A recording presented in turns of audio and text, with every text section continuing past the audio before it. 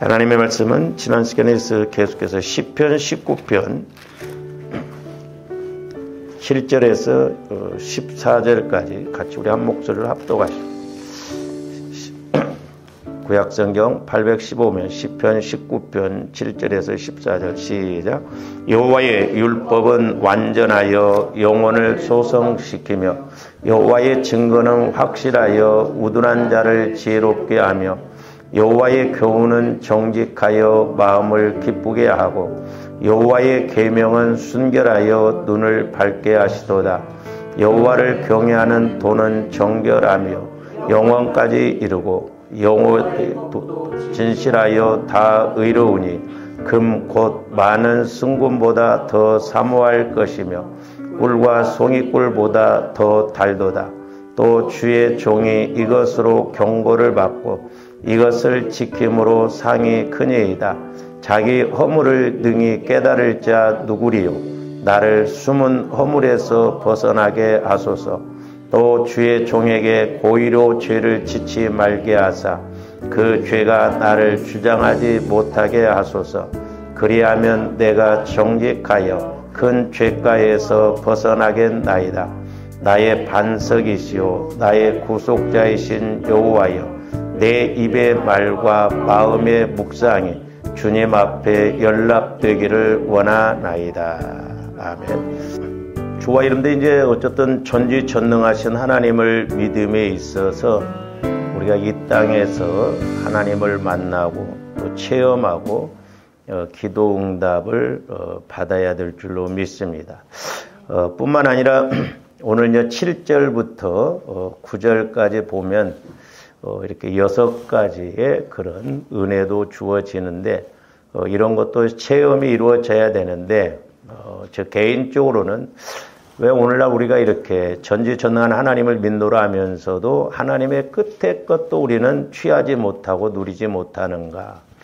우리가 12절에 보면 자기 허물을 능히 깨달을 자 누구리요? 나를 숨은 허물에서 벗어나게 하소서. 이런 허물 때문에, 숨어있는 허물 때문에 우리가 모르고 또한 이 허물도 죄이기 때문에 죄가 있으면 하나님이 역사를 못하신다라고 그랬습니다. 그래서 날마다 주엄디 내 허물과 또한 죄악이 뭔가. 그러니까 허물도 죄거든요. 그러니까 두 가지 측면에서 날마다 발견해서 저와 여러분들이 은혜 받고 이렇게 체험하고 힘있게 신앙생활해야 될 줄로 믿습니다. 그래서 이제 지난번에 하나를 말씀을 드렸습니다만은 하나님의 말씀은 완전하여 영혼을 소성시킨다 그랬죠. 그러니까 하나님의 말씀은 완전하여서 영혼을 소성시킨다. 그래서 영혼.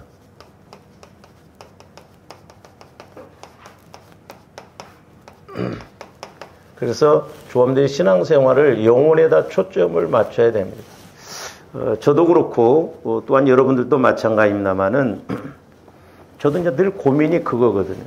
왜 우리는 전지전능하신 하나님을 믿노라 하면서도 고린도전서 1장에 보면 하나님의 가장 약한 것이 사람의 강한 것보다 낫고 하나님의 가장 미련한 것이 사람의 지혜로운 것보다 낫다고 했으면 하나님의 끝의 것만 붙잡아도 어마어마할 텐데 우리는 왜 그렇게 끝의 것도 못 누리고 사는가?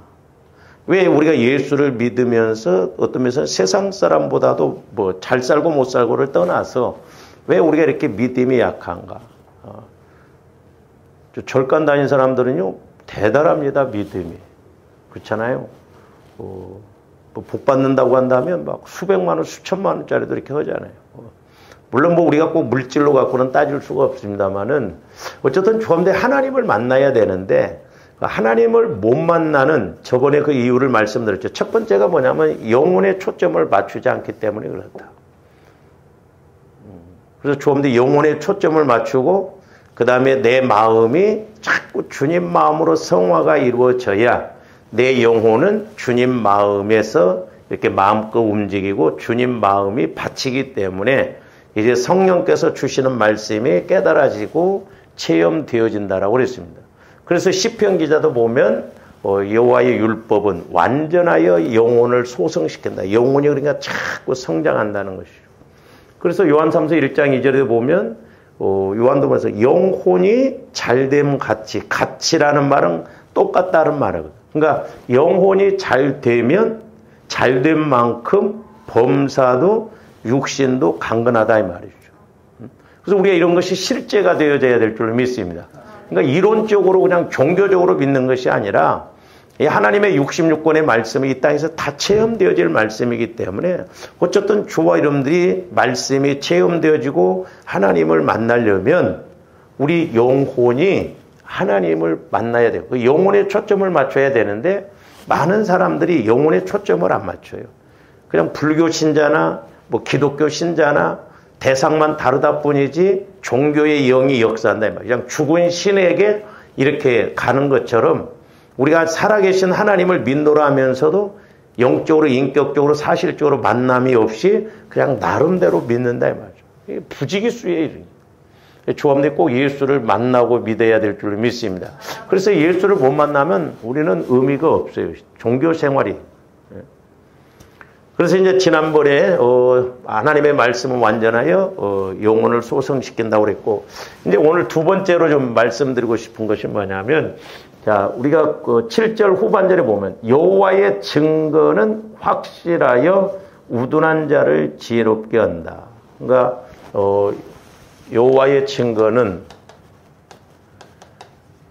같은 의미라고 그랬어요. 증거는 이제 율법이나 증거 이건 같은 말이라고. 그러니까 여호와의 증거는 확실하다 이 말이에요. 확실.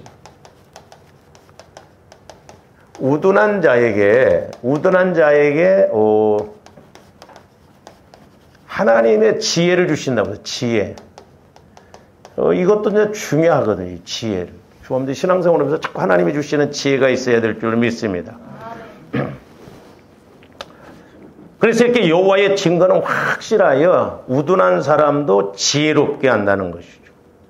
자, 하나님의 말씀은 확실한 것이기 때문에 이 말씀 위에 서 있는 사람, 즉 그 말씀에 근거하여 행하는 사람은 언제나 지혜로울 수 있다는 것이죠. 이제 잘 생각해 보시면 주와름들이 자, 하나님은 오죽하셨으면 성령 하나님을 통해서 나를 성전 삼으시고 내 안에 거하신다 이 말이에요.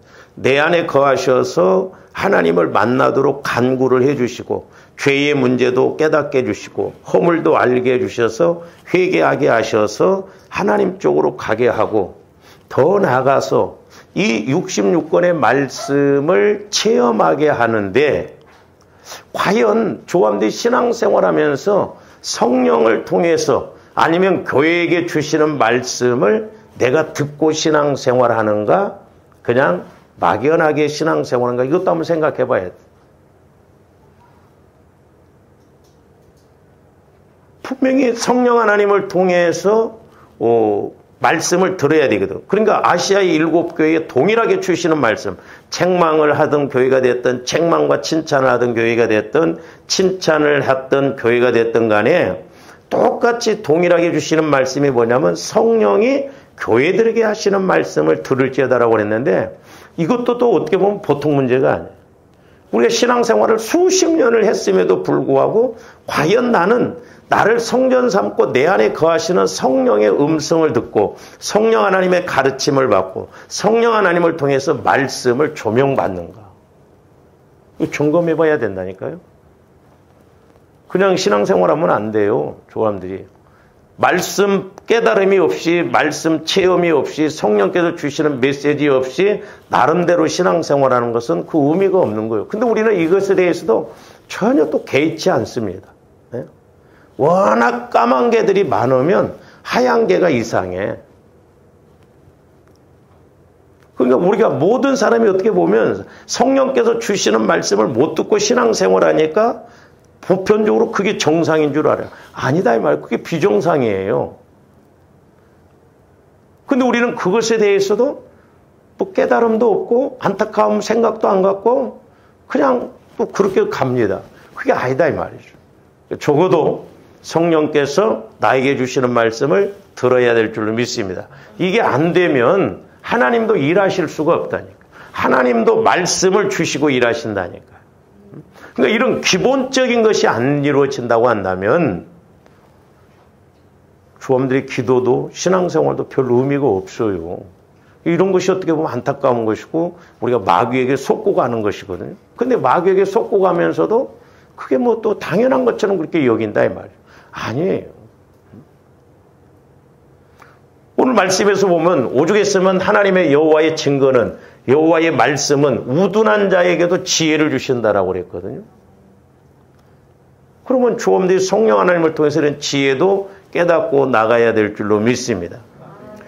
그러니까 여기서 우둔한 자라고 하는 것은 물론 뭐 육신적인 옳고 그름이 아니라 영적인 옳고 그른 가르침에 대한 분별이 없이 그냥 여러 가지 그릇된 교훈에 흔들리는 어리석은 자를 말하고 있단 말이에요. 그러니까 우둔하다라고 하는 것은 분명히 성령의 인도를 받아서 내 영혼이 말씀을 받고 보면 분별이 와지거든요. 깨달음이 와져요. 그리고 어느 것이 옳고 어느 것이 그른가, 어느 것이 급한 것이고 어느 것이 중요한 것인가를 알게 되는데 이게 안 되면 조감들은 급하고 중요한 것보다는 바쁜 것 쫓아갑니다. 육신적으로 바쁜 것 쫓아가요. 그러니까 우선순위가 안 맞는 거예요. 그러니까 분별이 없는 거예요. 그러니까 연결이 되어 있거든. 그러니까 영혼에서 말씀을 못 받으면 영혼이 철이 안 들면 우리 신앙생활이 죽을 짓 하고 있음에도 불구하고 그게 죽는 길인지를 몰라요. 이게 안타까운 거예요.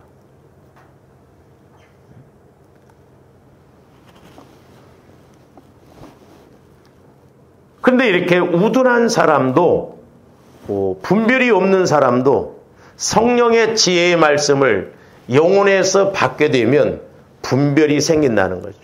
그래서 소위 제가 여러분들에게 아하 신앙이 되자고 그랬잖아요. 아하, 자꾸 내가 깨달을수록 아하, 이거였네. 아하, 이 말씀이었네. 이것이 자꾸 와져야 될 줄로 믿습니다.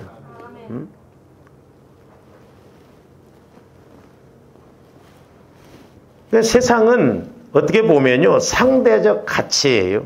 상대적 가치로 봅니다. 그리고 교묘한 이런 철학, 어떤 사상 등을 이렇게 주어서 사람 마음을 현혹시키거든요. 그래서 세상은 어리석은 길로 자꾸 이끌어가요. 왜? 마귀가 지배하고 있기 때문에 그렇습니다. 그러나 신실하고 확실한 하나님의 말씀은 이 말씀을 굳게 붙드는 사람으로 하여금 바른 분별을 통해서 이렇게 참된 지혜의 길로 가게 한다는 것이죠. 하나님께서 인도하시는 길, 그것이 사망의 길인지 생명의 길인지, 그것이 하나님 보시기에 옳은 길인지 그른 길인지 깨달음이 와진다. 그러니까 성령의 지혜가 와지면 명철함이 와지고 통찰력이 생기기 때문에 내가 어떻게 해야 할 것인가, 그리고 복 받는 일이 뭐고 은혜 받는 일이 뭐고 하나님이 기뻐하시는지 뭔지가 깨달아진다. 자꾸 우리가 깨달아져야 돼. 근데 오늘날 보면 조험들이 깨닫지도 못한 것도 문제지만 참 깨닫는 것이 더딘 사람들도 있어요. 보면 그렇죠. 하나를 가르쳐주면 열을 알아야 되는데 열을 가르쳐줘도 하나 알똥말똥할 수가 있고, 자꾸 우리가 지혜를 달라고 해서 깨달아야 돼요. 그래야 내가 영적으로 하나님 쪽으로 가는 길을 보고 하나님이 원하시는 길로 갈 수가 있거든요. 그래서 이렇게 아무리 우둔하고 아무리 무지한 사람이라 할지라도 이 성령께서 말씀을 주시면 지혜가 와진다. 그래서 제가 여러분들에게도 말씀드렸어요. 평생 우리가 구해야 할 기도 제목이 있다면 지혜를 달라고. 성령 하나님, 내게 지혜의 말씀을 주세요. 지식의 말씀을 주세요. 분별의 말씀을 주세요. 때로는 이제 명철의 말씀을 주세요. 자꾸 이렇게 우리가 지혜를 구해야 될 줄로 믿습니다. 근데 영혼에서 말씀을 받으면, 자, 그리스도의 마음 안에서 내 영혼이 성령으로부터 말씀을 받으면 자꾸 말씀을 받다 보면 지혜가 와져요. 지혜는 문제 해결의 능력이라고 그랬어요. 하나님께서 솔로몬 왕에 이 지혜를 주셨거든요. 그래서 잠언 3장에서도 뭐라고 그랬냐. 잠언 3장. 자, 우리 13절에서 18절 봅니다. 지혜를 얻은 자와 명철을 얻은 자는 복이 있나니 그랬어요. 지혜를 얻는 자와 명철을 얻는 자. 그래서 명철이라고 하는 것은 통찰력을 말해요. 통찰력. 그러니까 지혜가 와지면 문제 해결의 통찰력. 어떤 길이 하나님이 기뻐하시고 하나님이 원하시는 길이고 어떤 길이 복받는 길인가를 통찰력으로 분별력이 와지는 거예요. 그래서 좀 더 자꾸 지혜를 구하고 명철을 구해야 될 줄로 믿습니다. 그래야 우리의 삶이 형통해진다는 거예요. 자, 저 말씀 뒤에를 보기 전에 우리가 성경에서 보면 요셉이라고 하는 사람이 여호와께서 요셉과 함께함으로 그가 지혜와 명철이 있었기 때문에 애굽에 이렇게 닥칠 그런 것에 대해서 꿈을 바로 왕이 꿨을 때 그걸 즉각 해석을 해납니다. 그때 바로 왕이 요셉을 칭찬을 해요. 자, 이 내용을 먼저 좀 봅니다. 창세기 41장 33절 한번 봅니다. 이제 바로께서는 명철하고 지혜 있는 사람을 택하여 애굽 땅을 다스리게 하시고, 자, 그러니까 이제 꿈을 꾸고 그랬을 때 요셉이 바로 왕에게 명철하고 지혜 있는 사람을 이렇게 택해서 그 애굽 땅을 그 꿈꾸고 그런 바로 왕이 꿈꾼 그런 것을 해석을 잘하면서 그렇게 이끌어가게 해달라고 그래요. 그러니까 요셉이 알았어요. 근데 이제 바로 왕이 자기 꿈을 해석하는 것을 보고는 요셉을 칭찬하면서 애굽의 국무총리를 삼으면서 하는 이야기가 있습니다. 자, 38절 39절도 봅니다. 바로가 그의 신하들에게 이르되 이와 같이, 참 불신자도요 저런 말을 해요. 하나님의 영에 감동된 사람을 우리가 어찌 찾을 수 있으려 하고. 자, 바로왕, 우상을 섬기는 바로왕도 요셉을 보면서 하나님의 영에 감동된 사람이다. 우리는 예수를 믿어도 그런 말도 안 해. 왜? 내가 감동을 받아봤어요, 아저씨. 그러니까 얼마나 우리가 어떻게 보면 하나님과 멀리서 신앙생활을 하고 있는지. 그러면서 사람을 우리가 어찌 찾을 수 있으려 하고 요셉에게 이르되 하나님이 이 모든 것을 내게 보이셨으니 너와 같이 뭐하고 명철하고 지혜 있는 자, 명철하고 지혜 있는, 그러니까 지혜와 명철한 자는 보지 못했다 이 말이죠. 하나님의, 그러니까 바로 왕도 요셉 너를 보니까 하나님이 너에게 감동을 주셔서 이렇게 지혜롭고 명철한 사람은 내가 보지 못했다.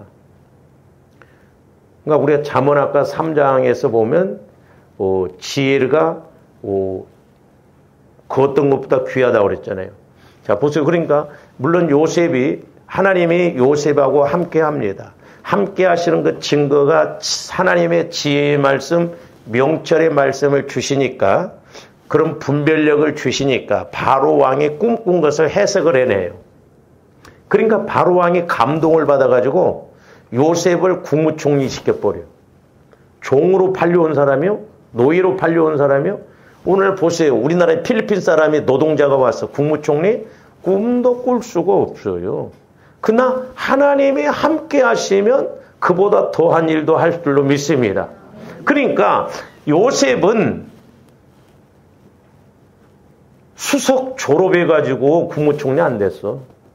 하나님이 주신 지혜와 명철을 가지니까 국무총리가 됐어요. 그러니까 저도 마찬가지고 여러분들도 마찬가지고 우리는 하나 그냥 땅의 것, 육신의 것에만 그냥 초점을 맞추다 보니까 이런 건 꿈도 안 꾸어. 그러니까 예수를 믿어도 안 바꿔집니다. 돈 안 들어요. 좀 좋은데 꿈이라도 가져보고 이런 거구나 체험을 해봐야 될 줄 믿습니다. 그러니까 우리는 이런 체험이 없고 이런 걸 모르면 하루 밥 세 끼나 제대로 먹으면 좋지 그 정도만 해가지 이런 거 꿈을 안 꿔요. 그러나 하나님이 함께 하셔서 이렇게 하나님의 지혜가 들어가고 하나님의 명철이 들어가니까 종으로 노예로 팔려왔던 요셉이 어떻게 국무총리가 되냐, 이거 상상할 수가 없어요. 그래서 하나님이 주시는 은혜는 차원이 다르다고 이렇게 말해야 돼요. 자, 자전거 타고 가고 자동차 타고 가면 수준이 다르다고 그래요. 예? 근데 자동차 몇 억짜리를 타고 가더라도 비행기 타고 가면 차원이 다르다고 하는 거예요. 우리는 차원이 다른 복을 받아야 될 줄 믿습니다. 예? 좀 그러니까 입을 넓게 열고. 근데 이것도 입도 그냥 열려지는 게 아니요. 내가 내 영혼에 만나서 좀 막 그래봐야 소망도 생기고 하는데 체험이 없으면 아예 우리는 꿈도 안 꾸거든요. 이게 어떻게 보면 무섭습니다.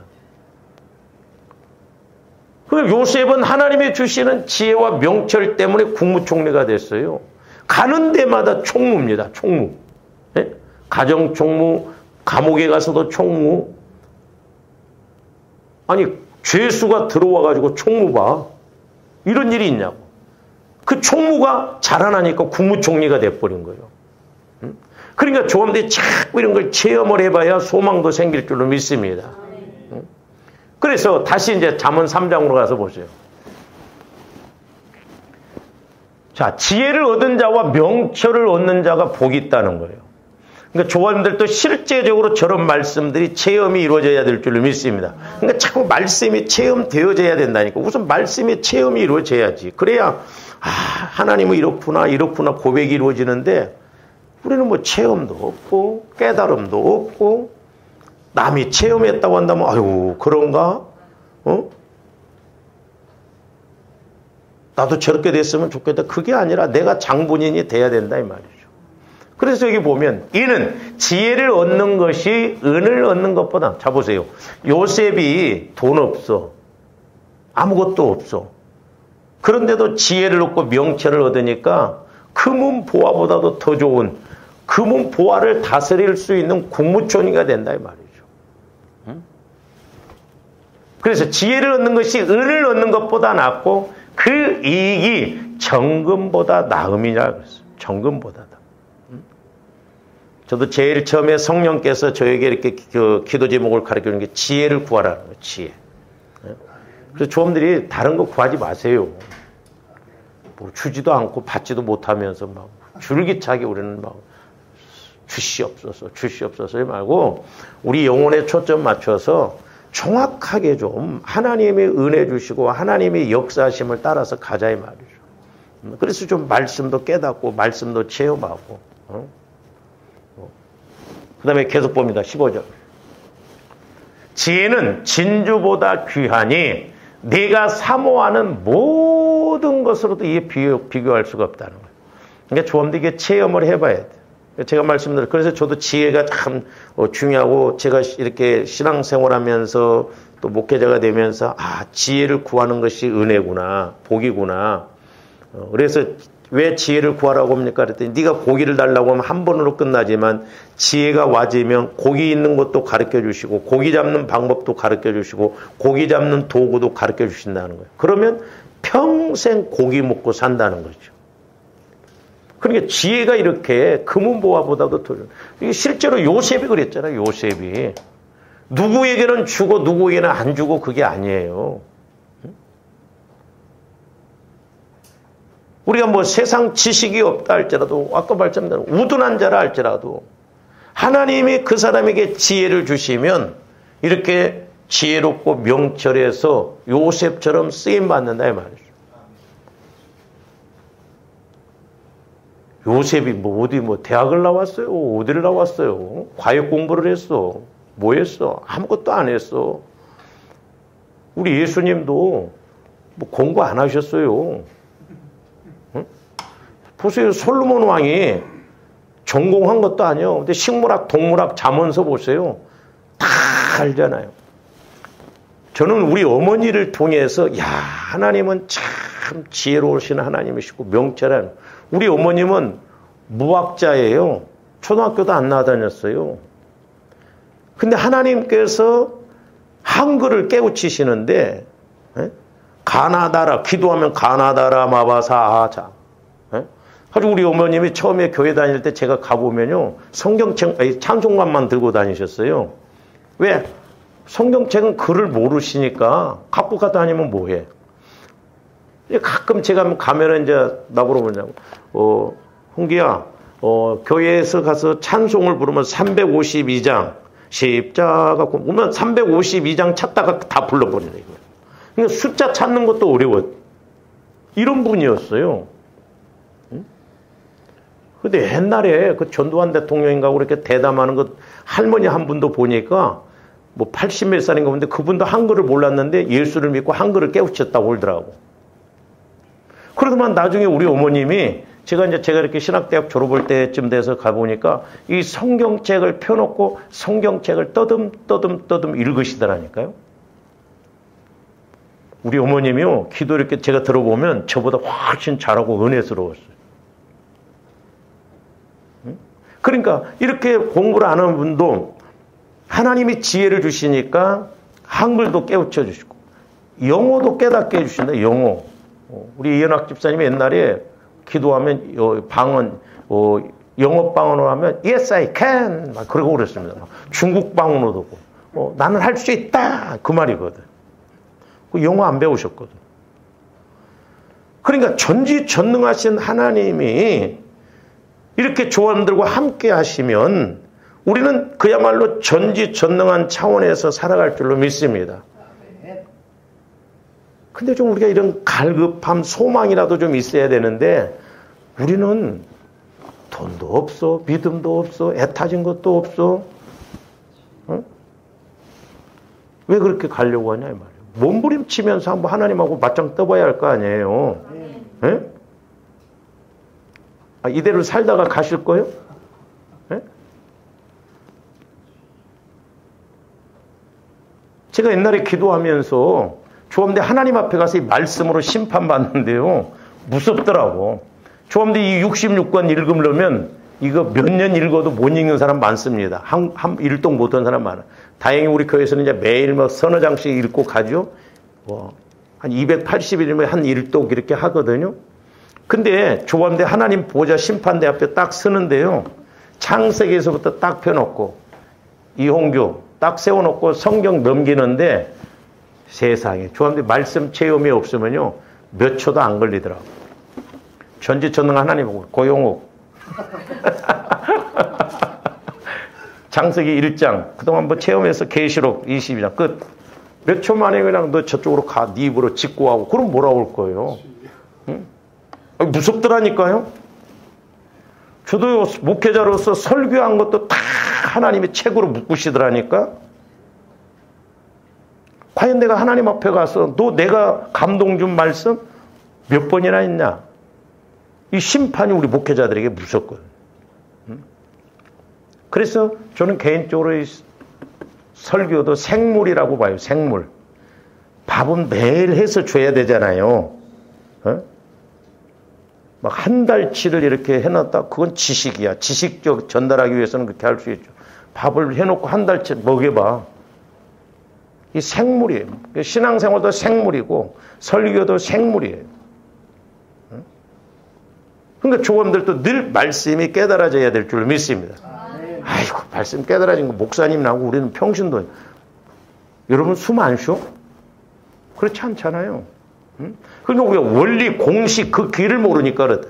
어쨌든 내 영혼에 초점 맞춰서 내 영혼이 자꾸 성장할 수 있도록 내 마음을 밭을 주님 마음으로 바꿔서 내 영혼이 주님 마음 안에. 주님 마음과 영혼은 한 마음이에요. 우리 사도행전 4장에서 봤잖아요. 같은 마음 같은 뜻이라는 것은 이 뜻이라는 게 영혼을 말한다고 수요일날 말씀드렸잖아요. 그러니까 영혼이 주님 마음 안에서 이렇게 같이 가지면 하나님의 뜻이 뭔지를 알게 된다는 거예요. 실제적으로 우리가 이렇게 확실하게 알고 가야 될 줄로 믿습니다. 그러니까 이 지혜는 진주보다 돈보다도 귀하니 사모하는 모든 것으로도 이에 비교할 수가 없다는 거죠. 그러면서 그의 오른손에는 장수가 있고 오른손에는 장수가 있다. 그리고 왼손에는 부귀가 있다는. 그리고 매사에 평강이. 돈 많은데 평생 근심 걱정 속에서 살아가면 돈 많은 게 무슨 소용이 있어. 그렇죠? 오래 사는데 맨날 골골해. 그럼 무슨 의미가 있어. 그렇잖아요. 당뇨 걸린 사람들 보니까 제대로 못 먹더라고. 어? 돈 많아도 보리밥 먹어야 되고 꾸준히 운동해야 되고 우리는 없어서 못 먹지 뭐. 그렇잖아요. 그러니까 저기 하나님, 그러니까 지혜는 건강에 축복도, 그러니까 영혼이 잘 되면 범사도 잘 되고 건강한. 그러니까 우리가 전인적으로 복을 받아야 될 줄로 믿습니다. 왼손에는 부귀가 있다는 거예요, 부귀. 17절. 그러니까 저런 것들이 자꾸 체험이 돼요. 그리고 그 길은 즐거운 길이라는 거예요. 하루하루 사는 게 지옥이다. 응? 근데 부귀 장수가 있으면서도 그 길이 즐거운 길이라는 거예요. 즐거운 길.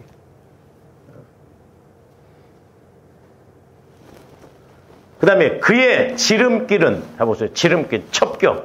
지름길은 다 평강이라는 거예요. 평강. 제가 이제 요즘도 기도하면서 개인이 됐든, 가정이 됐든, 교회가 됐든, 참 평안하다고 한다면 그 복받은 사람이에요.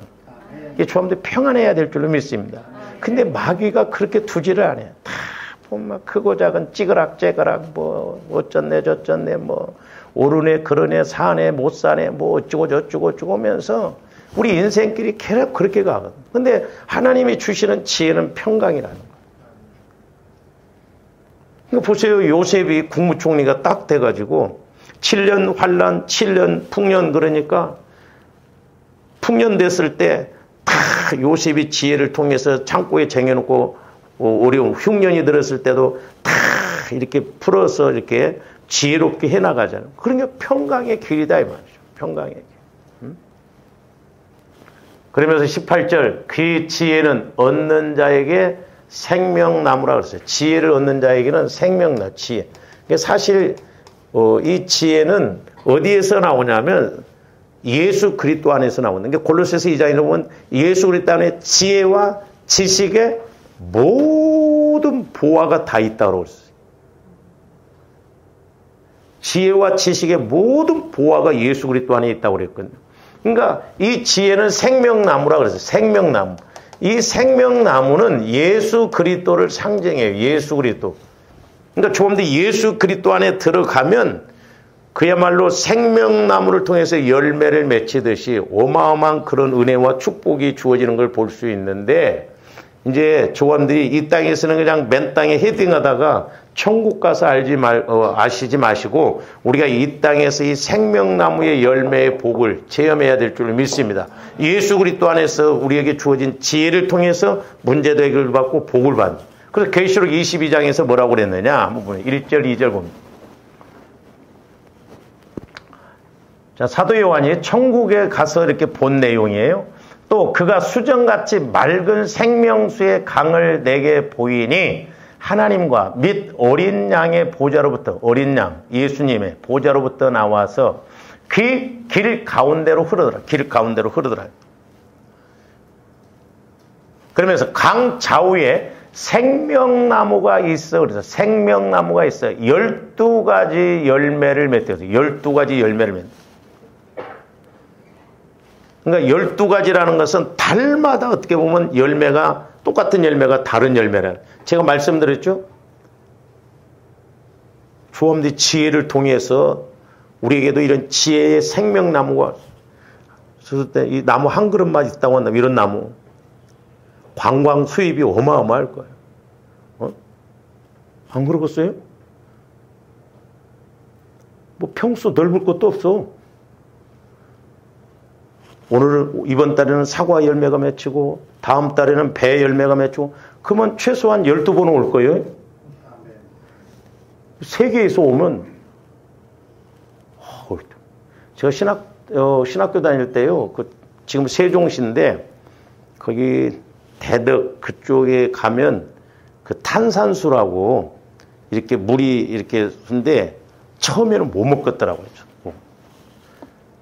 이상해. 근데 나중에 그것을 냉장고에 넣었다가 물을 먹으면요. 약간 톡 쏘는데 얼마나 그 물맛이 좋은지. 나중에는 제가 그 물맛에 익숙해지니까 처음에는 못 먹었어, 그 물을. 근데 나중에 이렇게 가게에서 이렇게 콜라 같은 거 있잖아요. 이런 걸 마시면요, 썩은 물 먹는 것 같더라고. 그러니까 그 물을 부산에서도 떨어오고 전국에서 다 와. 근데 그 집사님이 물 틀어주고 물값 받아. 한 통에 100원씩. 그런 데서 전국에서 오니까 진짜 봉이 김선달이더만 돈을 어마어마하게 벌었다니까요. 11조를 안 했어. 나중에 망했어. 아니, 그 물, 그냥 한 통에 100원, 100원 하는데 부산. 그래서 그 물맛에 익숙하신 분들은요, 저희 그때 목사님도 아주 예민한 그런 부분인데, 다른 물은 못 먹겠다. 저도 처음에는 못 먹었는데, 그 물 먹으니까 이 일반 물 이런 거 수돗물 먹으면 썩은 물 같더라고. 음료수는요, 더 못 먹겠더라고. 지금도 거짓말 같은 역사가 있어요. 생명나무가 있어요. 12가지 열매를 맺되 달마다 그 열매를 맺는다. 달마다. 응?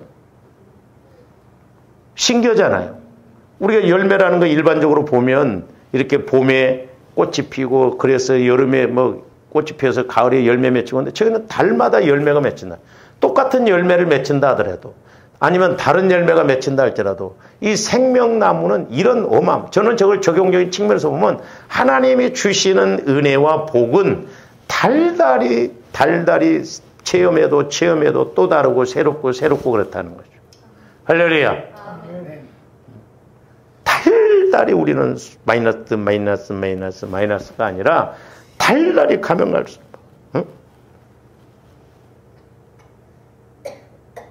돈 세다가 막 잠을 못 자고 막.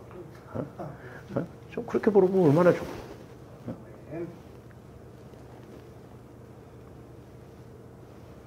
저도 몰랐는데 이 알파마트 나 장사 안 될 줄 알았어. 여기 왜 지상이가 있어서 할머니들이 많고 그러니까 오히려 여기가 잘 될 줄 알았어. 근데 이 집사님은 망했어. 여기서 하는 불신자인 것 같아. 근데 주말이면요. 옛날에 우리 새벽기도 나온 그 집사님이 타교의 집사님 부동산 오는데 목사님 주말이면 손님 많을 때는 1억씩 매상이 오는데 8, 9천만 원. 보통 평일에 3, 4천만 원. 지금도 가보세요. 손님 바글바글. 돈도 벌려면 저렇게 벌어야 할 것 같아요. 하나님이 함께 하시면 누가 막냐 이 말이죠. 우리가 이론이 아니라 실제적으로 주엄대 이런 은혜가 있어야 될 줄로 믿습니다. 그래서 12가지 열매를 맺되 달마다 그 열매를 맺고 그 나무 잎사귀들은 만국을 치료하기 위하여 있더라. 만국을 치료. 잎사귀만 팔아도 어마어마하다 이 말이에요. 저것이 돈 벌면서 돈 버는 거예요. 주엄대 돈 벌면서 돈 버시기를 주님의 이름으로 축원을 드립니다. 모세의 어머니 요게벳이 그랬잖아요. 돈 벌면서 돈 벌어서 자기 새끼 키우면서 양육받는 사람은 모세의 어머니밖에 없을 거예요. 내 돈 안 들어가서 돈 벌어? 바로 공주를 통해서 돈 벌어. 옛날에 우리 새벽기도 나왔던 그 집사님 한 분이 돌산이 있다고 그러더라고. 돌산. 제가 기도해 주면서 깨달아졌어요. 네가 돈 벌면서 돈 버는 원리를 아냐고. 나중에 저한테 이야기하더라고. 목사님 그 기도가 진짜 맞네요. 그래서 왜요? 그랬더니 자기가 돌산이 있었는데 돌산을 파내려면 돈 주고 파내야 되잖아요. 근데 돈 안 들어갔어. 그 돌이 필요한 사람이 그 돌산을 돈 주고 사갔대. 그게 돈 벌면서 돈 버는 거예요. 응? 안 되는 사람 뒤로 넘어져도 코가 깨진다고 그러잖아요. 되는 사람은 사고 나도 보험료 막 톡톡이 받아. 그러니까 하나님이 함께 해주시면 넘어져도 이렇게 하나님이 더 멋지게 역사하신다 이 말이죠. 잎사귀들은 만국을 치료하겠다며. 저게 천국의 모습이에요. 천국의 모습. 그런데 구약시대 때 보면 에스겔서 선지자도 저걸 봤습니다. 에스겔서 47장 12절 보세요. 하여튼 생명나무 은혜를 회복하시기를 주님의 이름으로 축원을 드립니다. 강 좌우 가에는 각종 먹을 과실나무가 자라서 그 잎이 시들지 아니하며 열매가 끊이지 아니하고 잎도 시들지 않고 열매가 끊이지 아니하고 달마다 새 열매를 그러니까 달마다 막 받는 은혜가 먹고 나면 또 우리가 구약에서도 보면 그렇잖아요. 땅을 이렇게 쉬라고 하면 3년 동안 묵은 것을 먹게 하고 그러신다고 했잖아요. 그러니까 하나님의 함께 하시면 희한해요. 새 열매를 맺으니 그 물이 성소를 통하여 나옴이라. 그 열매는 먹을 만하고 그 잎사귀는 약재료가 되더라. 체험이 똑같다 이 말이에요. 계시록에 있는 말씀이나 에스겔서 42장에 있는 말씀이나 잠언 3장에 있는 말씀이나 지혜는 생명나무라. 생명나무가 예수예요. 예수 생명이 들어오면 조함되게 이런 은혜가 있을 줄로 믿습니다. 아멘. 할렐루야. 안 된다, 힘들다 막 그런 소리 하지 마시고 우리가 믿음으로 한번 쇼부를 보내면 믿음으로. 왜? 하나님은 살아계시니까. 그렇잖아요. 우리가 그 공식 원리를 알고 그렇게 하자 이 말이에요. 그래서 창세기 2장 9절에서도 보면은 에덴 동산에는 생명나무가 있다고 그랬잖아요. 생명나무. 그건 임으로 먹으라고 했어요. 임으로. 그러니까 저도 어떤 때 기도해 보면 참 오늘날 죄성이 없고 그런다고 한다면 좋은데 하나님을 믿으면 이 땅에서 우리가 진짜 에덴 동산과 같은 삶을 살 텐데 이놈의 죄성 마귀가 역사하니까 어쩌면 우리는 꼭 안 되는 선악과만 따먹고 그렇게 가는지.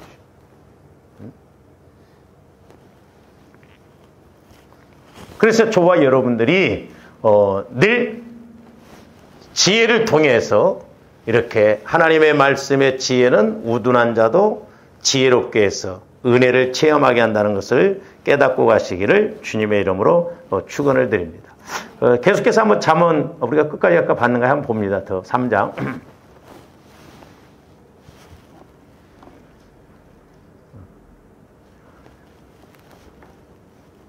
더 봅니다. 계속.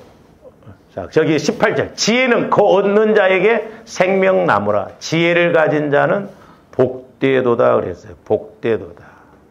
자꾸 조함들이 지혜를 통해서 요셉처럼 복을 받으시기를 주님의 이름으로 축원을 드립니다. 축복은 우리가 물려줄 수 있어요. 자식들한테. 근데 복은 못 물려줍니다. 복은 하나님이 주셔야 돼요. 거기는 영적인 것과 물질적인 같이 가져요.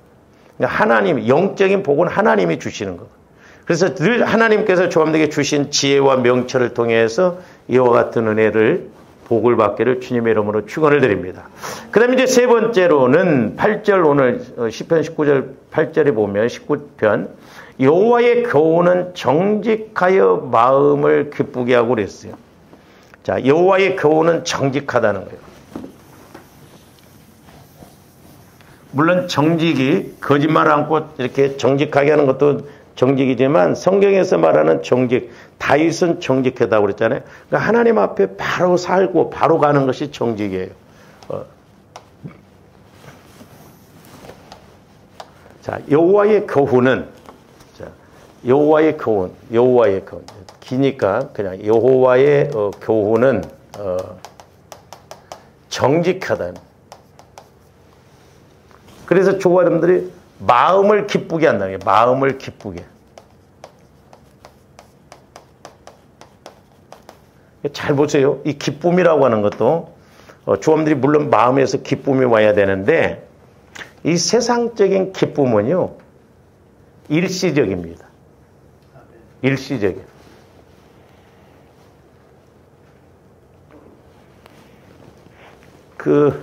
저번에 이제 이렇게 우리 동기 목동회가 있어서 잠깐 점심만 먹고 이렇게 왔는데 그 선교를 이제 저하고 같이 이렇게 했던 것이 필리핀에도 막 교회를 짓고 했던 그 목사님도 그 이야기를 하시더라고요.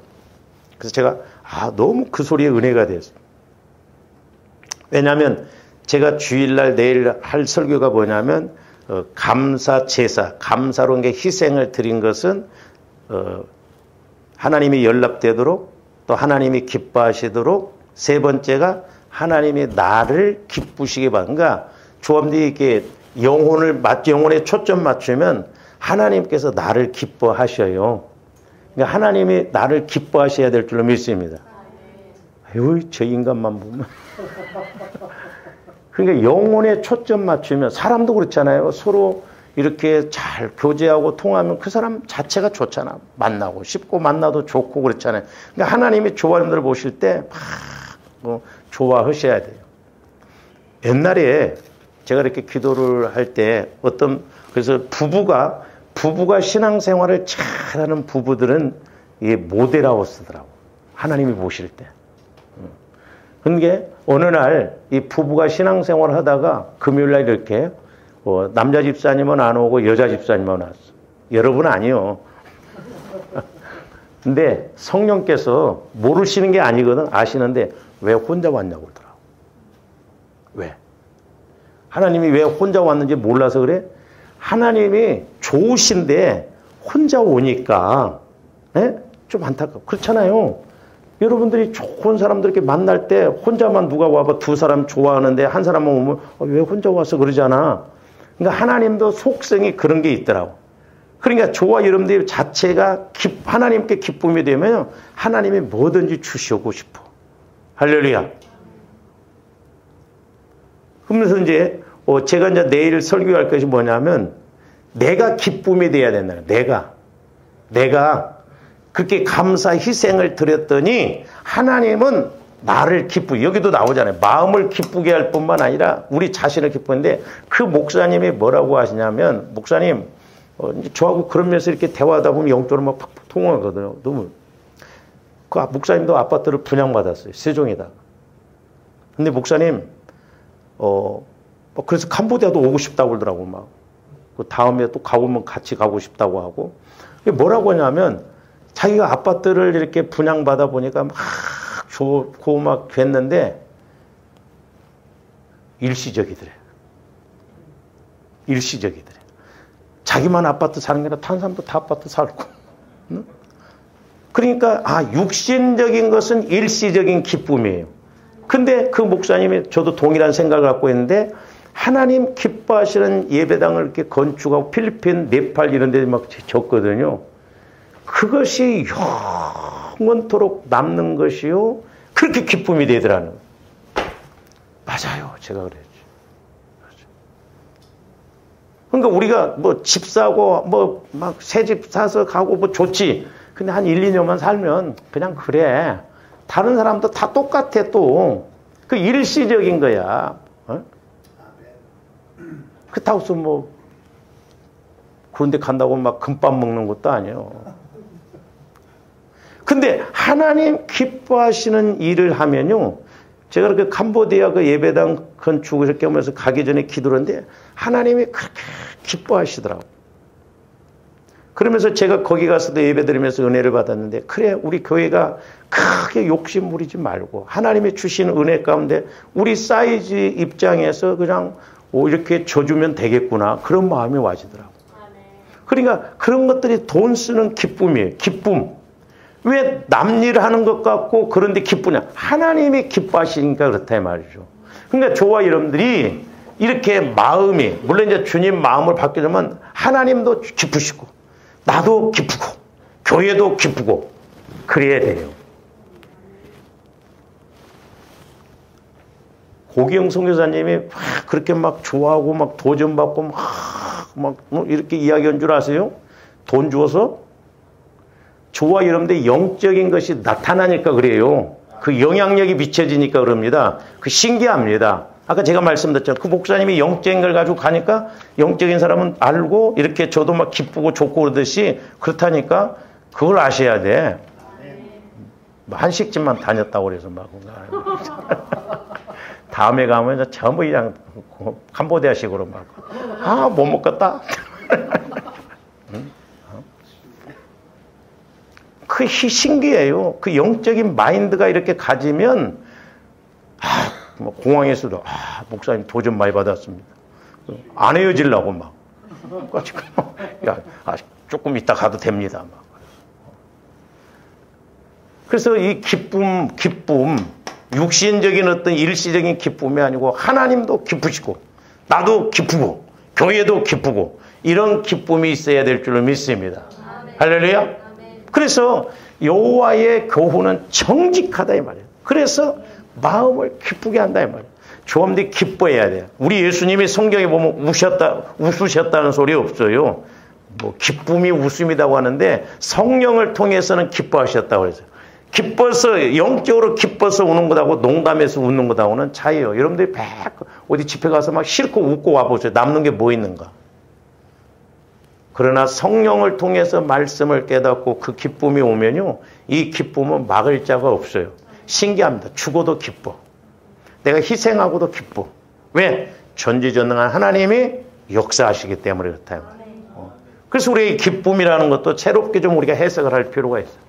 아, 그렇구나. 그러니까 하나님이 좋아하시는 일을 하면 하나님도 기쁘시고 성령도 기쁘시고 그 기쁘신 성령께서 나에게 막 기쁨을 주시면 기쁨. 응? 그래서 술 취한 것 같아. 보면 바보 같습니다. 그래서 오늘 말씀에 보면 여호와의 교훈은 정직하여 좋아하는데 마음을 기쁘게 한다라고 했습니다. 이와 같은 은혜가 있기를 주님의 이름으로 축원을 드립니다. 오늘 여기까지 기도하십시오. 사랑의 주님 감사를 드립니다. 참으로 우리가 이제 말씀을 읽을 때마다 아버지 하나님 깨닫게 하여 주시고 아버지 하나님 많은 사람들이 예수 믿는다고 순교를 당하고 불에 태워 죽으면서도 그들이 끝까지 이렇게 가게 되는 것은 그 죽음보다도 더 기쁨의 세계가 있기 때문에 그런 줄로 믿습니다. 우리에게도 하나님께서 주시는 기쁨이 임하게 하여 주시고 날마다 승리케 하여 주시옵소서. 예수님 이름으로 기도하옵나이다. 아멘.